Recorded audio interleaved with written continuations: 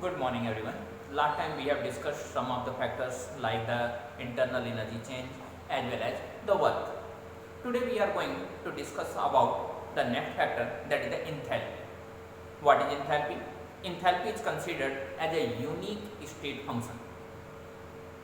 And here what is the enthalpy? Enthalpy is the sum of the work and total internal energy change. So the enthalpy change is the sum of the internal energy change plus work done on the system. So in this way you can see that the enthalpy is another state function and this enthalpy is a unique state function. When we talk about the enthalpy, whether the enthalpy is capable to explain the spontaneity of the reaction, that means whether the reaction is running spontaneously or not, then enthalpy is capable to explain it. It is said. And according to that we can say that the enthalpy change suggests that the reaction will be spontaneous if the value is negative, and if the value is positive the reaction will not be spontaneous. So here the H equal to U plus W or H equal to delta U plus W, or for any spontaneous process or non-spontaneous process, what will be the condition? We can say that if the value of delta H is negative, then the reaction will be spontaneous. But in the case when the enthalpy change is not negative, that is positive, then in that condition the reaction is not going to take place, the reaction is non-spontaneous. So the reaction is spontaneous only in the case when the enthalpy change is negative. In the case of positive enthalpy change, there is no chance for the proceeding of reaction spontaneously. But what happens when the value of delta H will be 0? When the value of delta H will be 0, the process will be at equilibrium. What is equilibrium?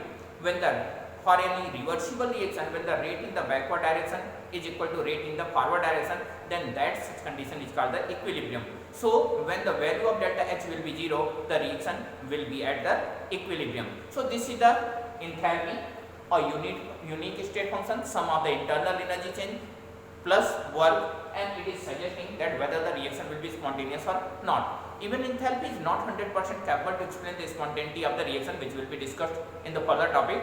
But here we are just saying that the enthalpy is explaining the spontaneity and these of the values are suggesting the spontaneity.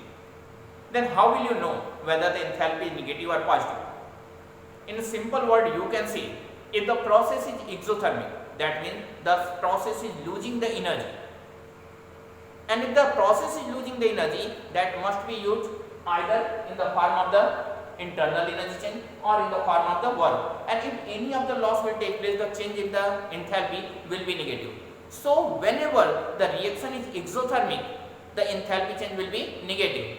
And in the case when the enthalpy change is positive, the energy change will be the negative, that means the process will be endothermic. So exothermic process means the negative enthalpy change and endothermic process means the positive enthalpy change. And this is the criteria for being spontaneous. Now we are going to see the next topic. Then now we are discussing the extensive and intensive properties. What are the extensive properties and what are the intensive properties? Simply we say that the extensive properties, this one, the property which depends on the size and the quantity of the material inside the system, that is called the extensive property.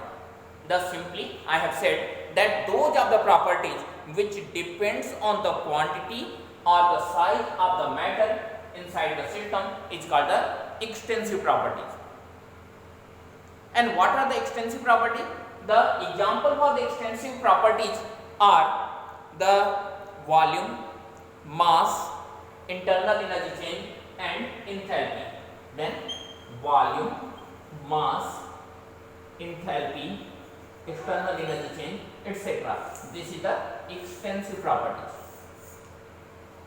And similarly, those of the property which does not depend upon the size, quantity, that is the amount of the system, that is called the intensive properties, like density, molar heat capacity, like those of the systems which does not depends upon the amount that does not depends upon the size, that is called the intensive property. So there are two different type of the property, that is the extensive property and intensive property.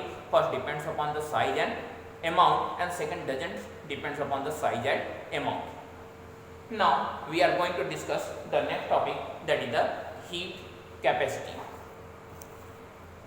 We knew well that the variation in temperature, the rise in temperature is directly dependent on the heat supply. जितनी heat देंगे उतना temperature में variation होगा. तो आप कह सकते हैं कि Q is proportional to delta T. ज़्यादा हीट देंगे वेरिएशन इन टेम्परेचर ज़्यादा होगा, कम हीट देंगे वेरिएशन इन टेम्परेचर कम होगा. Now if it is proportional there must be a proportionality constant. तो हम एक प्रोपोर्शनैलिटी कांस्टेंट लगा लेते हैं.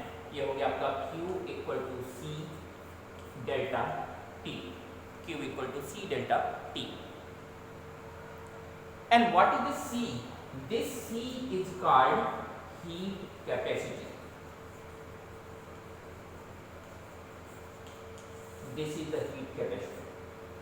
लेकिन अगर आपको डिफाइन करना हो कि व्हाट इज हीट कैपेसिटी, तो आप कैसे डिफाइन करेंगे? Just see if the value of delta T is 1, then Q equal to C. Then now you can say that the heat needed to raise the temperature by 1 degree Celsius is called heat capacity, molar heat capacity for 1 mole of substance. So heat needed to raise the temperature of 1 mole of substance by 1 degree Celsius is called molar heat capacity. Now if you are taking the heat in under constant volume QV, then whatever the change in temperature is taking place, CV delta T, and this is the heat capacity under constant volume condition, then QV equal to CV delta T. Similarly, if you are taking the condition at constant pressure, then QP equal to CP delta T, then this is the QV equal to CV delta T and QP equal to CP delta T under constant volume and under constant pressure, and this is called the heat capacity. For different species the heat capacity is different. अगर हम देखें तो हम देखते हैं normally coolant की तरह vehicles में, अब तो मॉडर्न डेज में कूलेंट पड़ते हैं, लेकिन पहले वाटर पड़ता था. वाई नॉट पेट्रोल, डीजल और something else? Because water have a high heat capacity. ज़्यादा हीट कैपेसिटी होने से क्या फर्क पड़ेगा? वाटर धीरे धीरे गर्म होगा और धीरे धीरे ठंडा होगा. तो यहाँ पे those of the substances which have high heat capacity, they have the slower rate of heating as well as cooling. तो जिनकी हीट कैपेसिटी ज़्यादा होगी वो स्लोली गर्म होंगे और स्लोली ही कूल डाउन भी होंगे. तो दोनों ही प्रोसेस स्लो डाउन हो जाते हैं क्योंकि हीट कैपेसिटी ज़्यादा है. That means the energy needed to raise the temperature for even a single degree Celsius will be much higher. और जितनी ज़्यादा हीट की जरूरत होगी प्रोसेस उतना ही स्लो डाउन होता जाएगा. Then this is the variation. This is the heat capacity and this is some of the application of the heat capacity. Those of the substances which have the very high heat capacity generally used as a coolant. That is the material which is used to maintain the temperature of the vehicles, of the engines, whatever it is. जहाँ पर भी आपकी जरूरत हो, coolants वो material हैं जो उसके टेम्परेचर को ज़्यादा वेरी नहीं होने देते, ना ही ज़्यादा बढ़ने देते हैं, ना ही ज़्यादा घटने देते हैं. अगर वो ठंडे हैं तो ठंडे रहते हैं, बहुत देर से गर्म होते हैं. वो गर्म है तो गर्म ही रहते हैं, बहुत देर से ठंडे भी होते हैं. Then this is the heat capacity. Now we are going to see the relation between Cp and Cv. Cp-Cv relation, that is also called as Mayer's formula. Then according to Cp-Cv relation, we have already studied that the Qp equal to Cp delta T, and we also have studied that Q equal to delta U plus W, and this delta U plus W is called the enthalpy change. So you can say that the Cp delta T equal to delta H, or delta H equal to Cp delta T. This is the first relation, this is the enthalpy. Similarly, at constant volume Qv equal to Cv delta T, and at this condition you can say this is equal to delta U, because when the volume is constant, what is the work? Work equal to P delta V. When the volume is constant, what will be the value of the P delta V? Volume constant है तो delta we की value 0 हो जाएगी और delta we की value 0 होगी तो P delta we की वैल्यू भी 0 हो जाएगी. सो you can see that out of delta U plus W the value of W will be 0 और जब डब्ल्यू की वैल्यू 0 होगी तो यहाँ पे डेल्टा यू की वैल्यू क्या हो जाएगी, that will be the value of the Q. So you can see that the C V delta T equal to delta U और delta U equal to C V delta T. This is the second equation. So putting the value in the equation of the enthalpy, we say that the delta H equal to delta U plus P delta V. You know well this equation. So we are just putting the value of delta H, delta U and P delta V. Then what is the value of the delta H?